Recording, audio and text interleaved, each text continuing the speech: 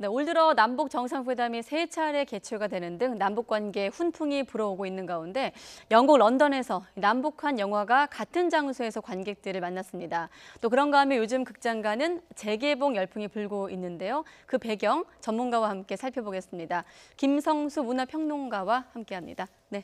안녕하세요. 네. 김성수입니다. 자, 런던 한복판에 있는 극장이더라고요. 이 예. 극장에서 남북한 영화가 한 번에 같이 소개가 됐는데 어떤 영화들인가요? 예, 일단 한국을 대표하는 그런 작품 중에 하나, 그 암수살인이 지금 개막작으로 선정이 됐고요. 그리고 폐막작이 싱가포르 에리쿠 감독하고 라면샵이 싱가포르 에리쿠 감독의 라면샵이라고 하는 작품입니다. 네. 근데 이 런던 동아시아 영화제가 지금 벌써 3번째예요. 그래서 런던에서 이제 동아시아의 다양한 작품들을 갖다 소개하는 그런 영화고, 최근에 그 동아시아 국가들의 그 관심을 많이 갖고 있는 영국인들이 주목해서 보고 있는 그런 영화제인데, 네.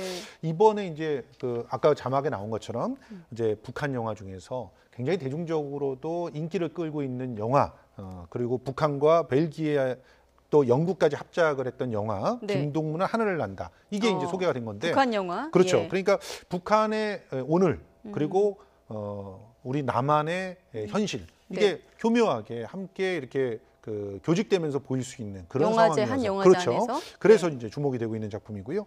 북한이 사실상 처음으로 서양과 합작해서 만든 영화이기 때문에 네. 북한의 그 일종의 그 상징과 레토릭을 담고 있지만, 또한 서양의 나름대로의 기술과 화법을 또 그 같이 품고 있는 영화라서 상당히 네. 주목받은 이런 영화가 함께 상영되는 것도 의미 있는 그런 시도였다고 네. 볼 수 있습니다. 북한 영화 자체가 우리 관객들에게 좀 그 생소할 수 있는데 시청자 네. 여러분들께 김동문은 하늘을 난다 어떤 영화인가요?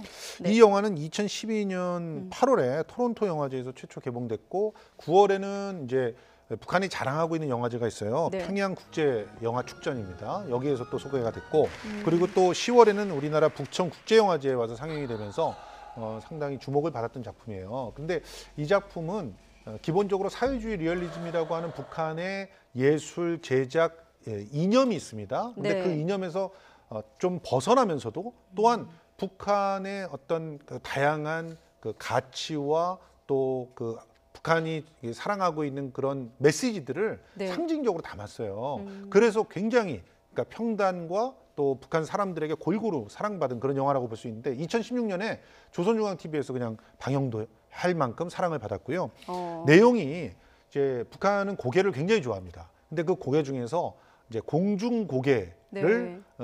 그 하고 싶어하는 한 여성 노동자의 꿈을 이루는 이야기예요. 그런데 그 안에 로맨스도 들어가 있고, 네. 그리고 그 꿈을 이루는 이야기 자체가 세계적인 보편성을 담지하고 있는 그런 우여곡절을 딛고 넘어서는 그런 얘기거든요. 네. 그런 측면에서 이제 북한이 세계와 소통하려고 하는 의지, 그리고 북한 자체의 그 가치들을 비상이라든가 또 공중 고개로서 체화시키는 그런 모습, 이런 것들이 여러모로 주목이 될 수 있을 만한 영화였습니다. 네, 북한이 처음으로 벨기에, 서양과 합작해서 제작을 했다. 벨기에와 영국과 같이 합작을 했죠. 그런 의미가 있군요. 예. 자, 런던에서는 이렇게 남북한 영화가 동시에 소개가 됐는데 저희 황보선 특파원 리포트도 봤습니다만 파리 개선문 앞엔 또 매해 이맘때마다 한국 영화 보려는 관객들이 많다면서요? 예, 그렇습니다. 네. 지금 벌써 13회째를 맞은 파리 한국영화제.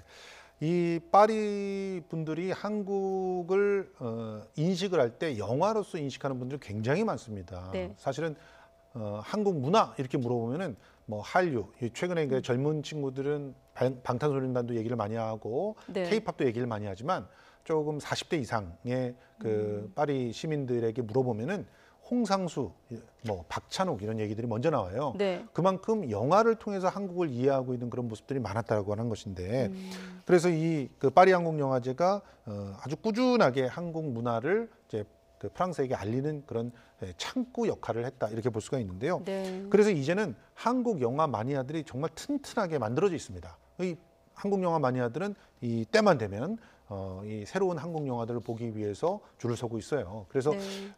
그 오는 6일까지 지금 그 안희성을 포함해서 다양한 그런 영화들이 상영이 되는데, 한국 영화를 보면서 놀라는 장면이, 이 파리는 이제 프랑스의 그 일종의 좋아하는 타입들이 있거든요. 네. 그런데 한국 영화는 굉장히 다양하다는 생각들을 하고 있더라고요. 현지에서. 예. 그러니까 프랑스 사람들이 보기에는 한국 영화는 굉장히 열정적이고 그리고 굉장히 다양한 형식들을 실험하고 있고 예술성과 작품성과 더불어서 이제 대중성까지도 두루두루 갖추고 있는 그런 아주 묘한 매력이 있는 영화다. 이렇게 평가하고 있고 특히 영화를 좀 아는 분들은 한국 영화의 제작비를 보면서 정말 혀를 내두릅니다. 그러니까 어떻게 이렇게 그 적은 금액으로 쉽게 말해 이렇게 놀라운 가성비가 좋다고 그렇죠. 보는 거군요. 그런 작품을 만들 수 있는가? 네. 근데 사실은 거기에는 뭐 아픔도 있죠. 물론 우리나라 영화 제작비에는 인건비가 좀 적게 들어가는 그런 부분도 있지만 어쨌든 우리 영화가 세계 속으로 뻗어나가고 있는 그런 현장을 이 파리에서 확인할 수가 있다는 측면에서 이 영화제도 네. 굉장히 주목할 만한 그런 영화입니다.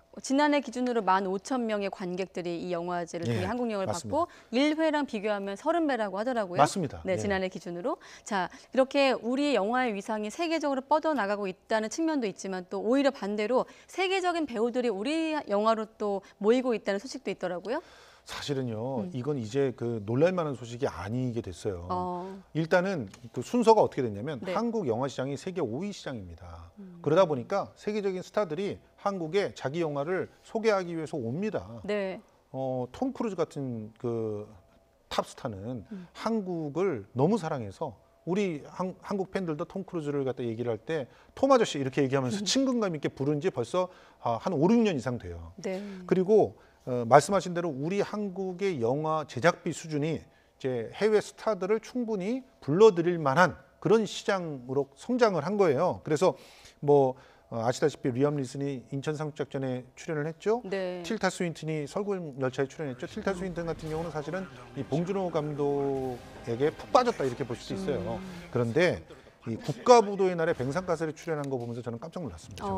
이거는 뱅상카셀. 예, 뱅상카셀이라고 하는 그 배우 자체의 무게감도 있지만 이제는 사실 이 국가부도의 날 같은 경우만 해도 세계 그 영화계에 정말 너무나 잘 알려져 있는 그런 그 탁월한 그런 예술 감독이 아니거든요. 네. 그럼에도 불구하고 참가해 줬다라고 하는 것 그 사실 자체만 해도 우리 영화가 이제는 정말 세계 속에서 그야말로 힙한 그런 하나의 컨텐츠로 주목받고 있구나. 그래서 세계의 스타들도 한국 영화에 출연하고 싶어 하는구나. 이렇게 그 확인을 하는 그런 구도고요. 네. 이 미셸 깡두시를 연기를 한단 말이에요. 그러면서 김혜수 씨하고 이제 대립 구도를 형성을 한다고 하는데 이런 모습들은 어떻게 보면은 우리가 할리우드나 뭐 유럽 시장에 배우가 진출하고 감독이 진출하지 않아도 우리 시장에 해외 스타들을 불러오고 해외 인력들을 불러와서 작품을 만들 수 있는 여지가 만들어지고 있다는 측면에서 굉장히 좋은 징조 중에 하나라고 볼 수 있습니다. 뭐 뱅상카셀, 틸다 스윈튼, 리암 니슨, 뭐 할리우드 스타들이 우리나라로 온다는 얘기인데 네. 이렇게 좀 할리우드 배우들이 우리나라에 좀 잘 안착하려면 좀 어떤 환경이 바뀌어야 되거나 그런 점들은 없나요? 저는 이제 기본적으로 이제 한국 영화의 제작 구조 자체가 조금 달라져야 된다고 보거든요. 예. 아직까지도 뭐 많은 그 영화들이 그래도 체계적이고 과학적인 그런 그 환경들 속에서 작품을 찍고 있습니다만 네. 아직까지도 현장이 굉장히 열악한 상황이잖아요. 너무나 오랜 시간 동안 촬영을 갖다가 한다든가 네. 그리고 또 그 상대적으로 굉장히 열악한 스태프들에 그 대한 어떤 그 급여라든가 또 그 스태프들에 대한 인권의 침해라든가 이런 부분들이 남아 있단 말이에요. 예. 이런 모습들은 스타들이 와서 보면은 깜짝 놀라는 일입니다. 특히 할리우드 같은 경우는 영화를 찍는 시간들이 딱 규정이 돼 있고 예. 노조에서 딱 잡고 최저 그 금액들을 보장하지 않으면 그 영화는 그냥 찍을 수가 없어요. 그런 사람들이 살아남을 수가 없는 상황이거든요. 네. 특히 우리나라의 참 가슴 아픈 일이었지만 미투의 그 릴레이 속에서 영화 그 현장 속에서 벌어지는 특히나 여성에 대한 성적인 어떤 착취들 이런 모습들도 굉장히 문제가 되지 않았습니까? 네. 이런 부분들이 좀 많이 개선이 돼야 좀 더 여러모로 존중받는 그러한 컨텐츠로 거듭날 수 있지 않을까 하는 생각들을 합니다. 네, 마침 또 올해가 우리 영화가 탄생한 지 한국 영화 탄생 99주년이더라고요. 예. 때마침 이 즈음에서 뭐 우리 영화제들도 좀 우리 영화들이 해외로 뻗어나가기도 하고 또 예. 할리우드 배우들이 우리나라에 오는 점까지 지적을 해봤는데 자 99년이 지났습니다. 한국 예. 영화가 개봉된 지 예. 100년을 딱 1년 앞두고 있는데 최근에 극장가도 한번 돌아보도록 하겠습니다. 예. 최근에 이제 극장가의 화두는 재개봉이더라고요. 예, 네. 뭐 사실은요. 99년이라고 하는 부분을 굳이 강조하지 않더라도 네. 일정한 성상이 쌓이게 되면요. 우리 컨텐츠 내에서 의미 있는 것들을 자꾸 되짚어 보려고 하는 그런 시도들을 합니다. 그것은 여러모로 긍정적입니다. 왜냐하면 예. 우리 과거 속에서의 훌륭한 성취들이 재평가될 수 있는 가능성들이 만들어지고 그 재평가 네. 속에서 실제로는 미래를 열어나가는 하나의 흐름들을 만들어낼 수 있는데 우묵뱀이의 사랑 보세요. 1990년에 나왔는데 저 영화는 저도 정말 굉장히 가슴 떨리게 봤던 그런 영화거든요. 네. 사실은 한국 영화의 새로운 그 지평을 열었던 90년대를 열었던 대표작 중에 하나입니다. 저 영화가 재개봉이 되는 거예요. 박중훈 씨랑 최명길 씨 예, 나온 그렇습니다. 영화죠. 그리고 또 이 다루고 있는 소재가 노동자들의 사랑 얘기를 다루고 있거든요. 그런 측면에서 우리 사회의 아주 근간을 들여다보게끔 하면서 새로운 시대로 변화 발전하는 그런 대한민국의 모습들이 잘 고스란히 담겨져 있는 영화예요. 네. 문제도 안고 있지만 또한 그걸 극복하는 나름대로의 희망과 또 여러 가지 길들이 보이는 그런 영화이기 때문에 여러 측면에서 이 영화는 다시 한번 볼만한 그런 영화라고 보는데 오히려 지금 조금 젊은 세대들이 좀 봐도 좀 괜찮을 만한 영화겠네요. 아니 한국 영화 90년대 저렇게 찍었어? 이렇게 생각하실 수 있는 그런 거의 완벽한 내러티브와 그리고 연기들이 아주 돋보이는 그런 작품입니다. 그리고 그 외에 이제 같이 개봉하고 있는 재개봉 작품들 보면 해외의 탁월한 작품으로 손꼽혔던 해리포터 시리즈, 해리포터와 마법사의 돌, 이게 2001년 작품인데 개봉하고 있죠. 그리고 네. 트루먼 쇼는 1998년 작품인데 이 트루먼 쇼 같은 경우도 충분히 한 번쯤 짚어볼 만한 그런 묵직한 메시지를 담고 있는 영화라서 이렇게 메시지를 담고 있는 영화들이 다시금 스크린에서 보여진다는 것은 네.